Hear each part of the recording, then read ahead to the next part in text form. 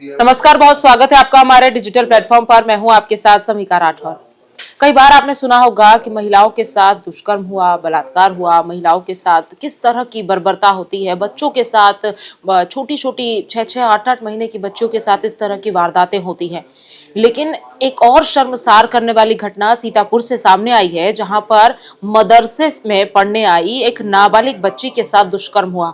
और वो दुष्कर्म किसने किया, वो सुनकर आप भी हैरान हो जाएंगे। वो दुष्कर्म और किसी ने नहीं, मदरसे में पढ़ाने वाले मौलवी ने किया। आप सोचिए कि शिक्षा के मंदिर में आप जा रहे हैं, आप स्कूल जा रहे हैं, मदरसे में जा रहे हैं, किसी ऐसी संस्था में आप जा रहे हैं जहां पर आपको शिक्षा मिलती है, और वहां पर जो आपको शिक्षित कर रहे हैं, जो आपको शिक्षा दे रहे हैं, जो आपके गुरु हैं या जो मौलवी हैं, अगर वही आपके साथ इस तरह की बर्बरता, इस तरह से दुष्कर्म करें किसी बच्ची के साथ, तो समाज के ऊपर और शिक्षा के क्षेत्र पर, शिक्षकों पर तमाम सवाल खड़े होंगे।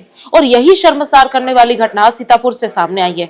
आपको बता दें कि उत्तर प्रदेश के सीतापुर में मदरसे में पढ़ने वाली एक नाबालिग के साथ मौलवी ने दुष्कर्म की घटना को अंजाम दिया, और साथ ही आरोपी ने छात्रा को कहीं पर भी इस बात को कहने से मना किया और ये बात बोलकर डराया कि अगर तुमने किसी को ये बात बताई तो मैं तुम्हें जान से मार दूंगा। अब आप सोचिए कि एक नाबालिग बच्ची जो अपने शिक्षक को, अपने गुरु को बहुत कुछ, सब कुछ मानते हैं और उनकी कही हुई हर बात को मानते हैं। शिक्षक होते हैं जो बच्चों को ज्ञान के साथ साथ सामाजिक ज्ञान देते हैं, व्यवहारिक ज्ञान देते हैं। लेकिन वही शिक्षक जब आपको यह कह दे कि मैंने अगर तुम्हारे साथ कुछ गलत किया तो तुम कुछ कहना मत किसी को, वरना मैं तुम्हें जान से मार दूंगा। और यही सीतापुर के मौलवी ने कहा।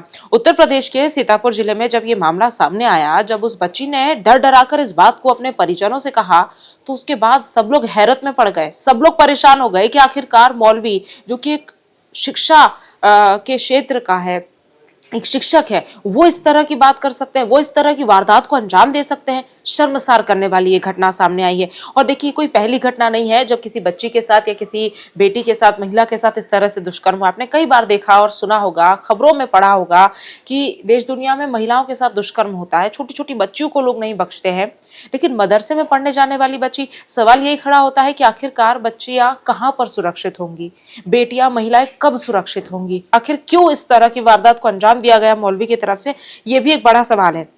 देखिए, पूरा मामले को हम आपको बताते हैं। तो सीतापुर जिले के शहर कोतवाली क्षेत्र में एक सुन्नी फातिमा मदरसे में मौलवी इरफान कादरी के साथ, मतलब उस मदरसे में वो पढ़ती थी और मौलवी इरफान कादरी उसे पढ़ाते थे, और उन्हीं ने बच्ची के साथ दुष्कर्म की घटना को अंजाम दिया। और मदरसे में पढ़ने के लिए जब वो आती थी तो आरोपी ने दुष्कर्म की घटना को अंजाम देने के बाद बच्ची को किसी से भी इस बात को कहने से मना कर दिया। अब बच्ची के साथ जो दुष्कर्म की जानकारी मिली परिजनों को, उनके पैरों तले जमीन खिसक गई। कोई भी माँ बाप, कोई भी परिजन अगर ये सुनेंगे कि उनकी बेटी के साथ इस तरह से किसी ने दुष्कर्म किया है, तो कोई भी उसको नहीं सहन कर पाएगा। और उन्होंने तुरंत मदरसे में पहुंचकर पुलिस को इस घटना की जानकारी दी। तो जैसे ही सीओ को इसकी सूचना मिली तो नेहा त्रिपाठी, जो वहां पर सीओ हैं, वो पहुंची और शहर कोतवाली इंस्पेक्टर वहां पर पहुंचे और उन्होंने तुरंत मौके पर पहुंचकर जो है मौलवी को ढूंढना शुरू किया। लेकिन ये पता चला कि मौलवी जो है वो वहां से फरार हो गया है। मामले में केस दर्ज हो गया है और मौलवी की पत्नी को हिरासत में ले लिया गया है और मौलवी की पत्नी से अब पूछताछ शुरू कर दी गई है। पुलिस आरोपी की तलाश में जुट गई है। साथ ही उसके पति की गिरफ्तारी के लिए कई टीमों का गठन भी किया गया है। सीओ सदर नेहा त्रिपाठी ने क्या कुछ बताया वो भी आपको बता देते हैं। तो देखिए, मौलवी के ऊपर दुष्कर्म जैसी गंभीर धाराओं में मुकदमा दर्ज कर लिया गया है। साथ ही साथ मौलवी की तलाश की जा रही है और जल्दी उसको गिरफ्तार करने के बाद आगे की कानूनी कार्रवाई की जाएगी। तो फिलहाल मौलवी जो है वो वहां से फरार है।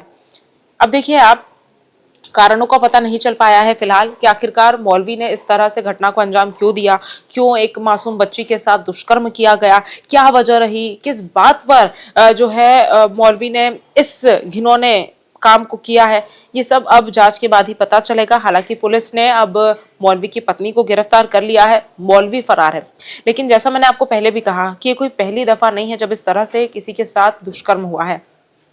देश में न जाने ऐसी कितनी महिलाएं हैं, कितनी ही बच्चियां हैं जिनके साथ दुष्कर्म जैसी घिनौनी घटनाएं हुई हैं। लेकिन कई बार वो चार कमरों के अंदर, चार दीवारी के अंदर बंद रह जाती है, तो कई बार वो इस तरह से उजागर होती है। और देखिए, कई परिजन ऐसे होते हैं जो ये सब मामलों में डर जाते हैं, और ये सब मामलों में वो ये सोचते हैं कि बदनामी ना हो जाए बच्ची की भी और परिवार की भी। लेकिन यहाँ पर जिस तरह से सीतापुर में कदम उठाया गया परिजनों की तरफ से, वो बहुत ही अच्छा कदम था, सराहनीय कदम था कि पुलिस को इसकी जानकारी दी गई और मौलवी के खिलाफ केस दर्ज करवाया गया। हालांकि अब तो पुलिस मौलवी की जांच कर रही है। चूंकि उत्तर प्रदेश का मामला है, उत्तर प्रदेश में महिला सुरक्षा को सीएम योगी आदित्यनाथ ने हमेशा कहा है कि महिलाओं को लेकर और लॉ एंड ऑर्डर को लेकर अगर कोई भी छेड़छाड़ करेगा तो उसके साथ सख्त से सख्त कार्रवाई की जाएगी।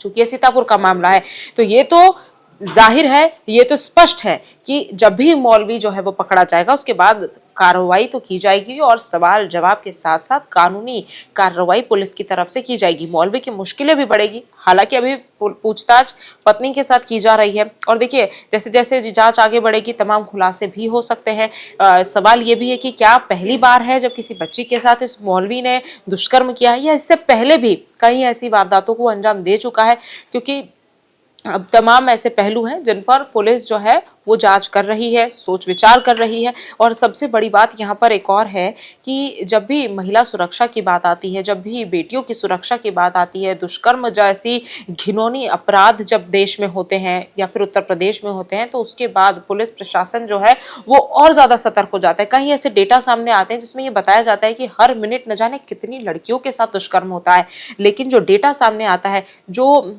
सरकारी आंकड़े सामने आते हैं, वो बेहद कम होते हैं, क्योंकि लोग दर्ज ही नहीं करवाते, क्योंकि लोग खुलकर इस बारे में बात ही नहीं करते, क्योंकि कोई किसी को या पुलिस तक जाने की हिम्मत ही नहीं कर पाता है। बहुत कम ऐसे लोग हैं जो हिम्मत करके पुलिस के पास जाते हैं, ये अपनी जो दुष्कर्म जैसी घटनाएं हैं वो दर्ज कराते हैं और उसके बाद ही कार्रवाई की जाती है। अगर इस तरह के मामले लगातार देश में बढ़ते रहे और इस तरह की वारदातें बढ़ती रही तो महिला सुरक्षा कहां पर जाएगा, कहां तक जाएगी, ये सबसे बड़ा सवाल है। 2012 में जब निर्भया का कांड हुआ था, निर्भया हत्याकांड हुआ था, उसके बाद श्रद्धा हत्याकांड हुआ, दिल्ली एनसीआर के, दिल्ली के आसपास के इलाकों में जिस तरह से लगातार उसके बाद हमने इस तरह की वारदातें देखी थी, उसने सबको झकझोर के रख दिया था। लेकिन गांव देहात जैसे इलाके जहां पर छोटे छोटे गांव हैं, जहां पर लोग इतने जागरूक नहीं है, जहां पर लोगों को पता नहीं है कि दुष्कर्म, कई बच्चियों को ये नहीं पता होता है कि उनके साथ दुष्कर्म हुआ है, तो ये सब आंकड़े दब जाते हैं। यही वजह है कि हमारे देश में अभी भी महिला सुरक्षा को लेकर कई कड़े कानून जो हैं वो बने तो हैं लेकिन ठीक तरह से लागू नहीं हो पाए हैं। आप लोग इसको किस तरह से देखते हैं, आप क्या सोचते हैं, और सीतापुर से जो ये मामला सामने आया है इस पर आपकी क्या प्रतिक्रिया है, हमें जरूर बताइएगा। और ऐसी तमाम खबरों के लिए आप जुड़े रहिए हमारे चैनल के साथ। नमस्कार। जहाँ भक्ति है हर शब्द में, कथाओं में छिपे हैं दिव्य रहस्य और ज्योतिष देता है जीवन को दिशा। धर्म से जुड़ी हर बातों को जानने के लिए हमारे चैनल स्तुति को सब्सक्राइब करें। चैनल पर जाने के लिए इस लिंक पर क्लिक करें।